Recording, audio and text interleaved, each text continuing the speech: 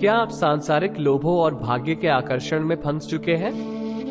तो कबीर के इस दोहे, आया था किस काम को, तू सोया चादर तान, सूरत संभाल ए गाफिल, अपना आप पहचान, में अच्छी तरह समझाया है।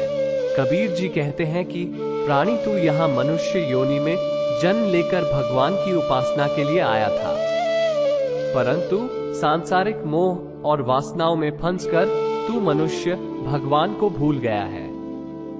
इसलिए तू अपने को पहचान, अर्थात अज्ञान और मोह को त्याग करके मान प्राप्त करके ईश्वर का स्मरण करना चाहिए। चलिए उदाहरण देखते हैं। जब किसी व्यक्ति अपने करियर की शुरुआत करता है, वह अपने लक्ष्यों को याद रखता है, लेकिन समय बीतने के साथ उसे सांसारिक लोभों और भाग्य के आकर्षण में फंसने का सामना करना पड़ता है। इससे उसे अपना मूल लक्ष्य भूल जाने का खतरा होता है। इससे सीख लो, हमें अपने आप की पहचान करनी चाहिए, अपनी अज्ञानता और मोह को छोड़कर। हमें ईश्वर की स्मृति में रहना चाहिए और अपने जीवन को उसकी दिशा में मोड़ना चाहिए।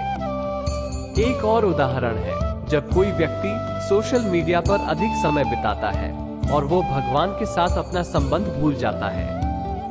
इस दोहे के अनुसार हमें सांसारिक मोहों में फंसने से बचना चाहिए और हमेशा अपनी आत्मा के मार्ग पर चलना चाहिए। हमें अज्ञान और मोह को छोड़ना चाहिए और भगवान के स्मरण में रहना चाहिए। इससे हम अपने जीवन को उच्चतम मान्यता और आध्यात्मिक संदेश की ओर उत्तेजित कर सकते हैं। हमें अपने भाग्य और मोह में फंसने से बचना चाहिए।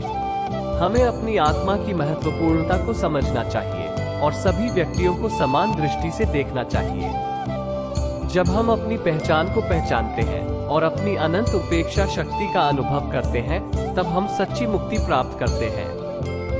इस दोहे में कबीर जी हमें ये सिखाते हैं कि हमें अपने भगवानी अवस्था को ध्यान में रखना चाहिए और सांसारिक बंधनों से मुक्त होने के लिए आत्मज्ञान को प्राप्त करना चाहिए।